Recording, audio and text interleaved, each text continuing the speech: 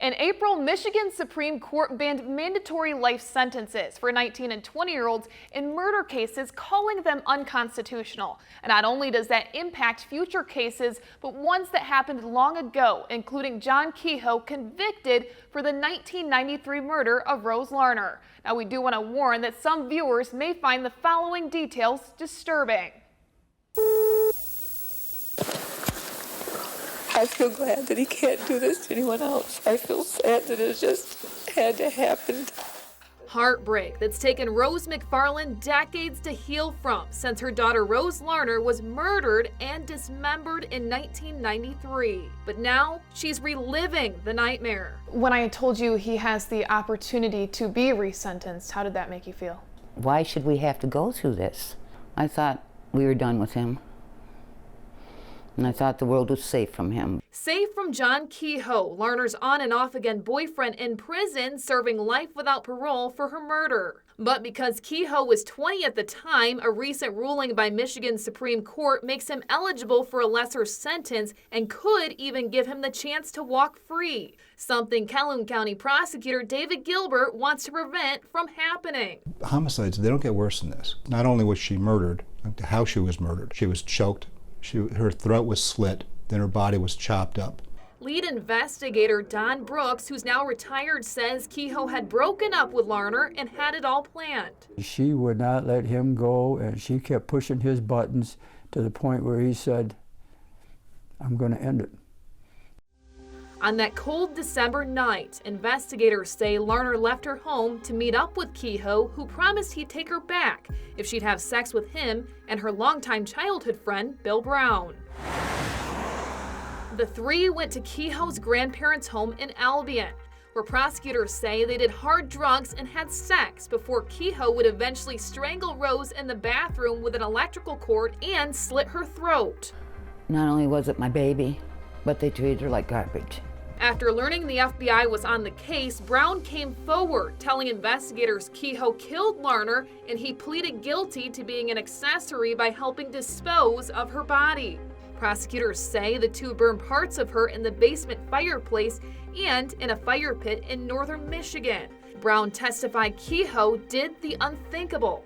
Took a piece of the body that was burning in the pit, put it on a piece of bread with some mustard, and it ate it.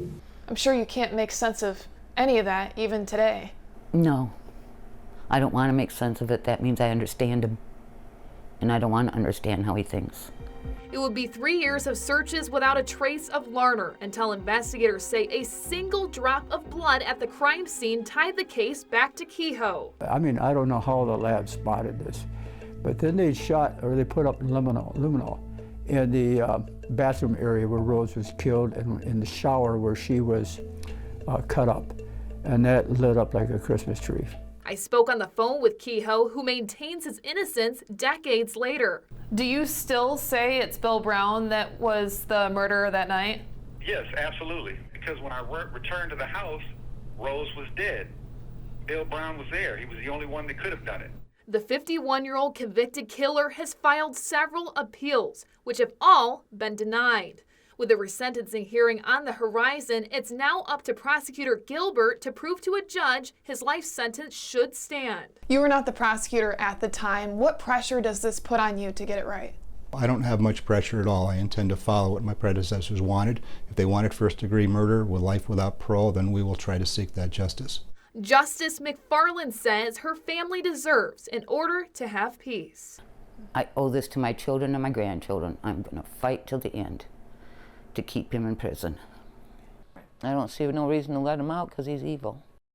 Prosecutor Gilbert has filed a motion for Kehoe's resentencing hearing, which will be scheduled in the coming days. And if a judge decides against keeping his life sentence, the new minimum sentence could be between 25 and 40 years, up to as many as 60 years in prison.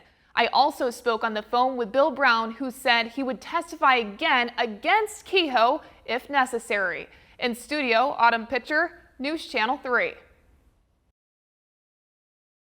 Unfortunately, a lot of mental health patients fall through the cracks and wind up in jail. Van Buren County Sheriff Dan Abbott says by default, jails are becoming the only place where many of the mentally ill are getting help. And you guys do the best you can to help them out, but you're not the best equipped to help them, correct? Correct. We're not a mental health facility. We can only do so much on our end. We're trained to, deal with mental patients, but there again, we're not a psych hospital.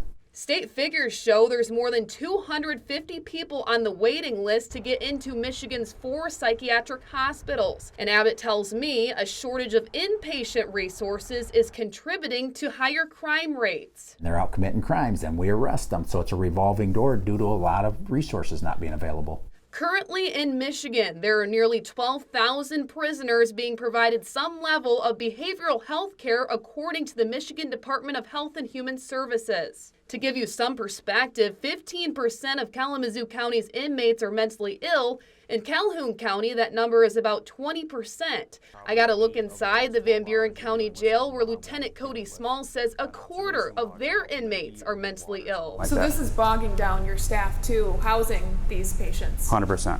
Showing me their general population holding cell. They got their Bibles, board games, cards, coloring pencils. It gives them some way to express themselves and explore other things. And not cause other problems while they're in here. Exactly.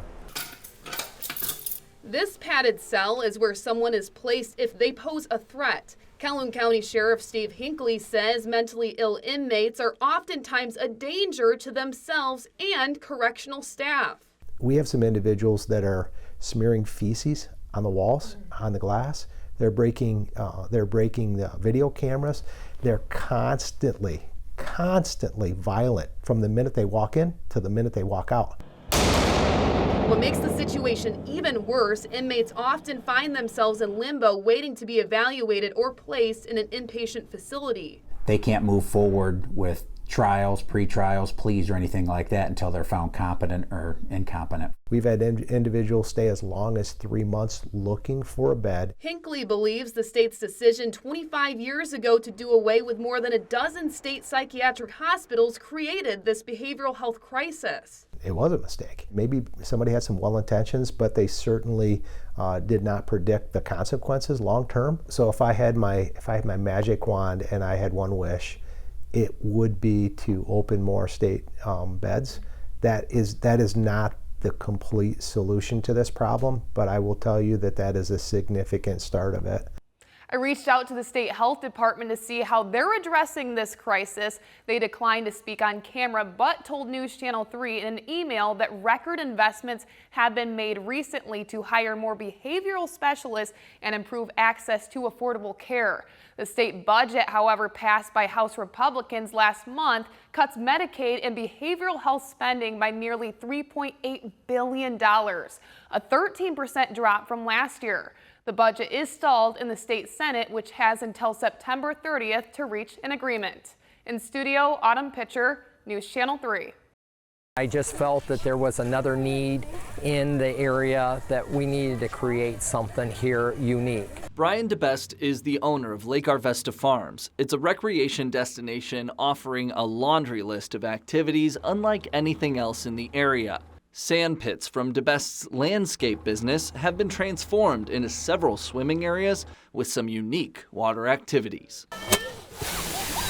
The cable park was the first entity that we wanted to have here. Wakeboarding, kneeboarding, and skiing behind electric motor that pulls 5 skiers at one time, and a cable that goes around pulleys. Each year since opening during the pandemic, Lake Arvesta has continued to grow.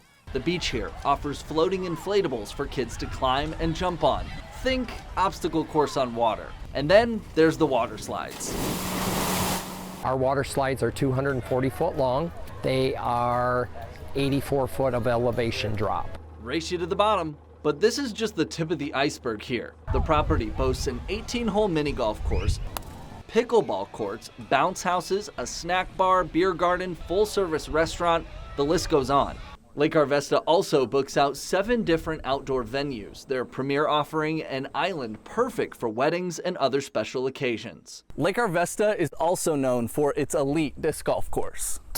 And as an avid disc golfer myself, I gotta say, this is one of my favorite courses in the state. We are 3rd in the state of Michigan, and we're 71st in the world. And in the world, there's 16,000 courses. One of the fastest growing sports around the globe, DeBest sees the opportunity to create a course worth traveling for. 18 tee pads with 3 different baskets on each hole offer 3 levels of difficulty. We feel we did well for South Haven and Michigan to draw tourists from all over the world to come here to play disc golf. If you do it right and don't cut corners. And that's what we've done here. Our guests, we want them to have an experience that's second to none. Just come out, leave your worries, your problems at the gate, and come in and enjoy and have a great day in nature. So if you're looking for a family fun destination with a little bit of something for everybody, be sure to check out Lake Arvesta. Exploring Michigan in South Haven, I'm Will Haney.